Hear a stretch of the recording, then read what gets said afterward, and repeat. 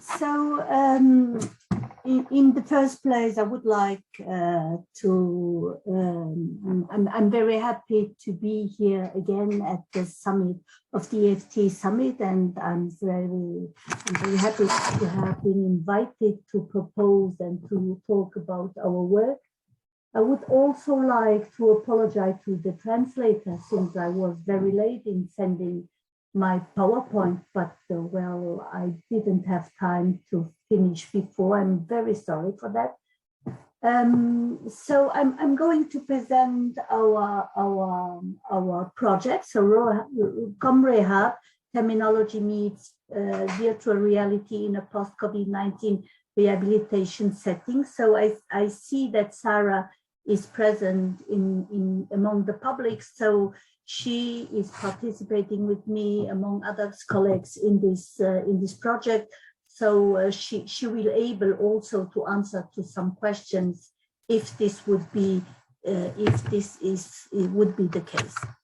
So the project Rehab received the Nova University and the Santander Bank Award for the best collaborative research in 2020.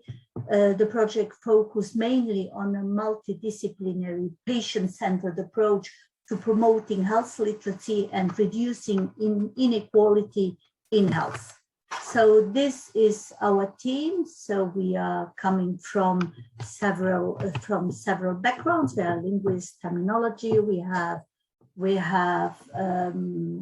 rehabilitation, we have the biomedical, we have health literacy. So this is the team. So the young people are Carolina and Miguel. So Carolina is working in biomedical information, and Miguel Fernandez is working on the gaming. So both of them are very important elements in our group.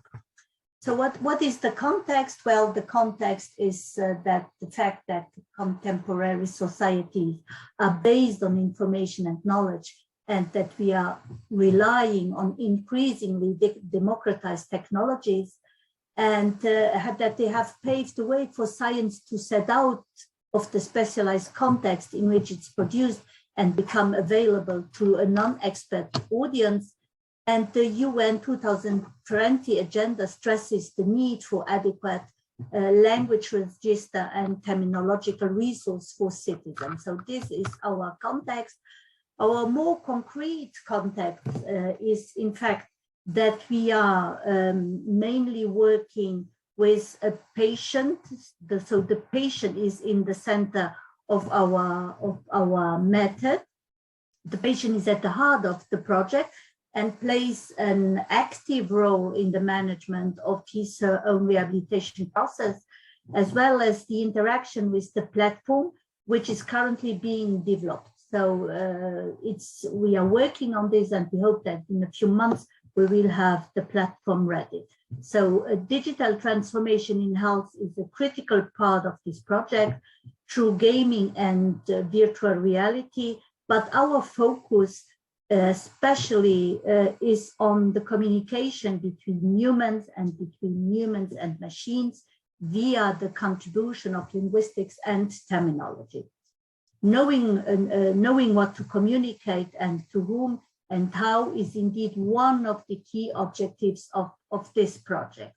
And ultimately, and even though technology is the key of this project, we aim to highlight that in this project, technology is at the service of the patient citizens, thereby fostering health literacy and promoting equality in health. So that's the specific context of this project. So what is the overview of the project? Well, we have the post-COVID situation. So we want to contribute to the rehabilitation of post-COVID patients in hospitals and the home environments. We are concerned with health literacy, so we want to develop the communication skills of the various agents involved while enhancing technological literacy and interactivity with technology. And we are developing and optimizing a rehabilitation program based on a VR system customized according to the patient clinical needs. What do we mean by health literacy? So yes, we looked at what the World Health Organization says. And so health literacy is very important in all our projects right now, because it implies the achievement of a level of knowledge, personal skills, and confidence to take action to improve personal and community health by changing personal lifestyle and living condition. Though this is more than being able to read pamphlets and make appointments.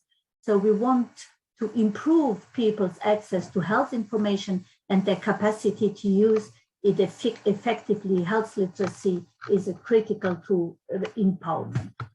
What is the, as we said, what is the concrete objectives of our project? Well, we got the expertise of, as we said before, linguistics, terminology, health literacy, rehabilitation, biomedical engineering, as well as game development and virtual reality, contributing to the rehabilitation of post-COVID patients in home environments.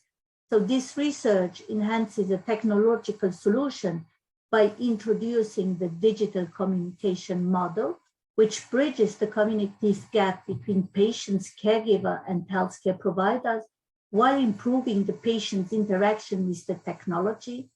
And our goal is to foster health and technological literacy. The more concrete objectives, so we have these 3 sub-modules. So we want to identify and address the motivational interaction needs felt by the patients. We want to evaluate the patient's therapeutic experience using a self-assessment form of satisfaction and motivation. We want to design a tutorial for the patient, and we want to design the tutorial per se. So what we are doing, what we have done right now, so the first process is done. We are beginning to work on the second one, and I will show you later on, after the PowerPoint, I will show you an Excel file and a document to show you how we worked on the linguistic terminological part. So what we have here, so this is the framework. So we will have a linguistic module for communication. So we have this linguistic coaching, patient-oriented communication. So as we said, the patient is at the center of our concern. We are working mainly on this. So with Sarah and Raquel, we are working mainly on this module, so linguistic module for communication. And we are working on this linguistic model. So we have to integrate this linguistic model into the design, and that is what we are doing now, because we did this linguistic module, and now that we are working on the technology, we have to go back to improve the linguistics, since technology has a lot of limitations, and so to have to review what we did until now. This is the roadmap towards the prototype. So we have the definition of the role of the actors within the communication of rehabilitation. So this has been done. So we are working mainly, well, we will come back to this a little bit later on. So we have the characterization of the patient profile. We have the definition of the effective patient-oriented types of communication. We have the design, so we are working on the design, and we will begin in January with the focus group with people who are not ill, so people who are non-patients, and we will continue with the improvement of implementation, and then we will go at the 7th stage of the focus. We will test the same elements with the people who are post-COVID, and we are improving the implementation. So we are right now in point 5. So it's an ongoing project. So what are the profile of our patients?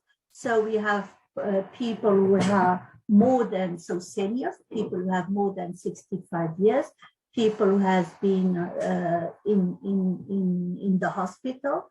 So we decided to have moderate, to work with people who have moderate problems, and they have a problem, a severity of problem between 25 and 49%. And we decide only to work with people who have muscle weakness and to reduce with reduced range of motion. So we will not work with the other kind of patients eventually in a later stage, but right now we decided not to do this. What do we have here for our verbal communication? Well, we have a game patient communication, so we have a verbal communication, so we have oral communication, and we have written communication. And on the other hand, we have non-verbal communication. We have an avatar. I will show you a little bit in a few minutes. So we have sound effects. So and this sound effect, it's normally it's a congratulation model. We have games effect, so visual indication of temperature and dirt, and we have emojis, so the way to describe emotions. And we are working in the context of the personal hygiene in the bathroom. So that is our scenario.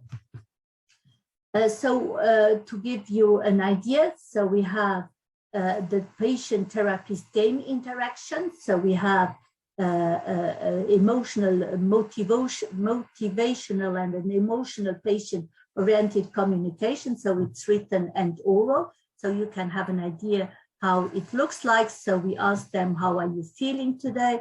He says happy, excited, motivated, demotivated, tired, anxious, amazing. We say, let's start then. And then we try to be positive and say, you can do this, let's get started. And we will ask him which part of the body. So do you want to wash? They will say abdomen, chest and neck, and forearms, okay? The therapist's voice instruction for rehabilitation exercises is, we gave here 3 examples. So we say with your right hand, grab the sponge with shower gel, wash the abdomen in a circular motion, do the same movement in the opposite direction. So that's what what's the therapist is saying. So just to give you an idea of, this is what we are going to show you is the first video that we built. So we have now a the video that we have now is more, it's much better. So we have improved, but it's still, we are still working on it. So this is the situation. So you go into your shower, you find here the emoji, you say, how are you feeling today? And then let's begin, you can do this, and you have water, you choose the sponge, you choose and you are able to begin to wash, and then you close the water. This closing the water is very difficult for the gaming. So we are very happy at the end that the patient was able to do the work. So we give them the congratulations and we say, okay, great, everything is done. So this is level 1 of the game. We are now at the level 4 of the game. Oops, I don't want to show you.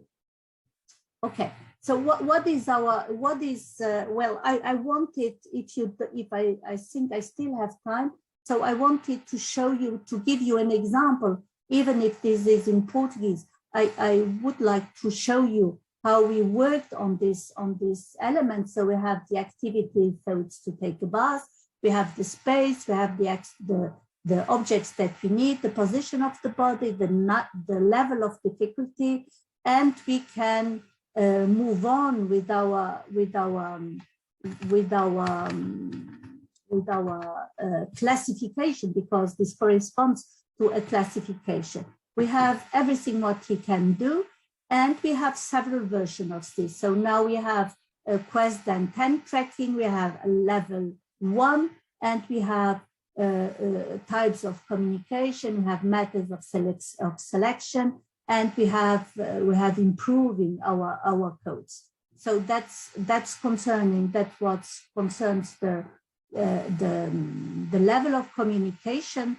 But we also have, and we are working on this. And I'm sorry because I had to translate this into English, so I used the depot. So we have movements and amplitudes of the table. So Miguel is the person who is working on the game. And so we have to give them the movement. So what he needs to do, and he wants to wash the shoulder. So we need a flexion, extension, hyperextension, adduction, internal rotation, and external rotation. And we have this for the elbow, for the forearm, chest, and neck. So we have. Sorry, could you show us slide 16? We're looking at slide 15. Okay, no, I'm okay. So let me, well, in fact, I'm not showing a slide.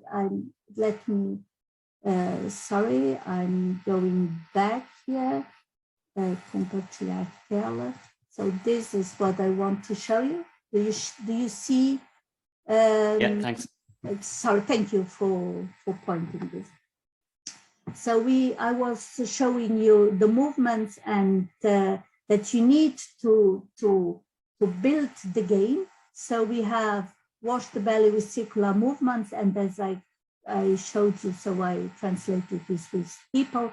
So we have the shoulder, we have the movements and the amplitudes of the movement. So we have flexion, extension, hyperextension, abduction, internal rotation, elbow, forearm. We have the same, we did the same for chest and neck. Again, how wash the chest and neck from bottom to top. And then we have now wash horizontally from the left to right, and so on. Wash from the right hand up to the elbow. As you can see, there are a lot of movements that we have to name and that we are willing and that we want to organize in the future using more detailed information using terminology work. So we are right now doing, that's the point where we are right now.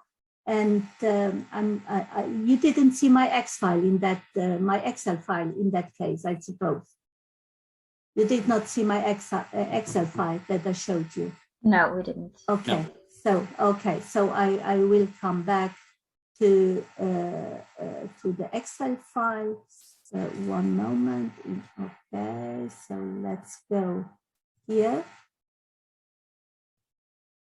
You can see my Excel file. So we have here several versions, and several that correspond to several levels of problematics.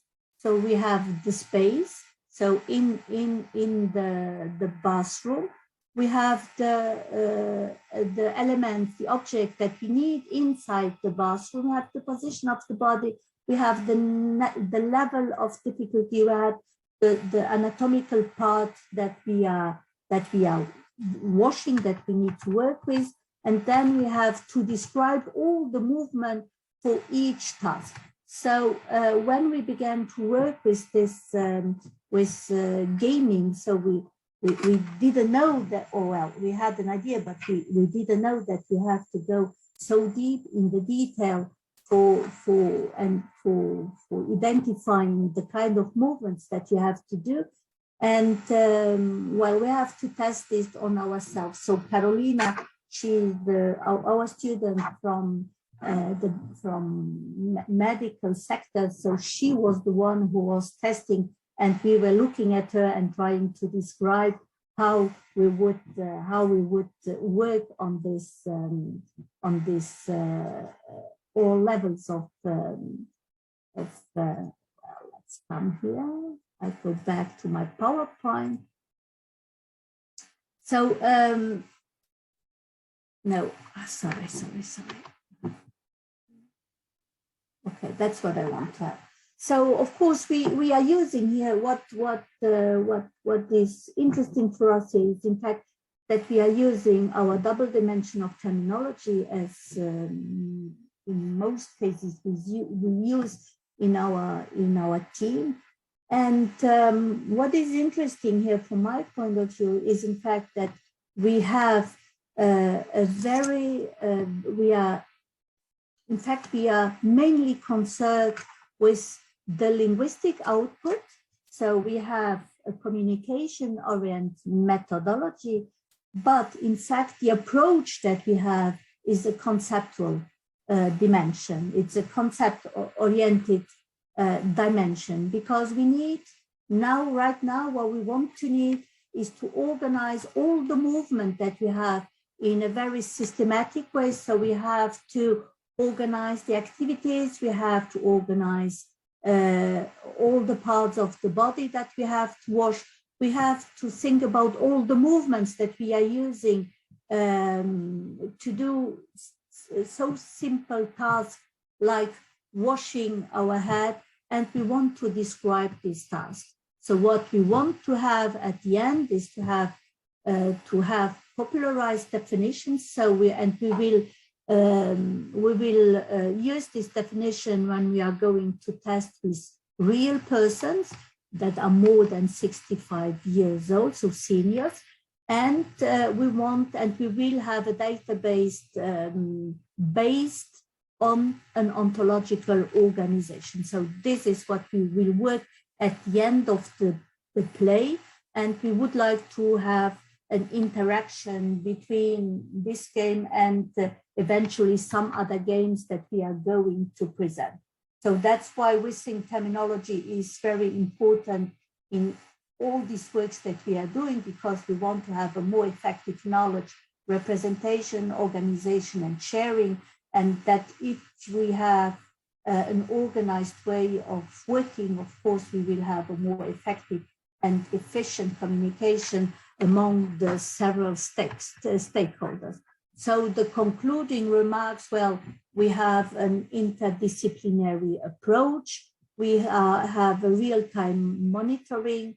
We have a cost reduction. That's why we are working with hospitals, and they are very fond of the project, because the idea is to avoid to have people in hospitals. We will focus mainly, that's our linguistic part, so we'll focus mainly on verbal and non-verbal communication. There is a patient and therapist engagement, and at the end we want to enhance health and technology literacy to have a more effective and personalized rehabilitation process. What do we want to do in the next steps using our terminological skills? Well, we are going to adapt to a multilingual set, and we will include sign language.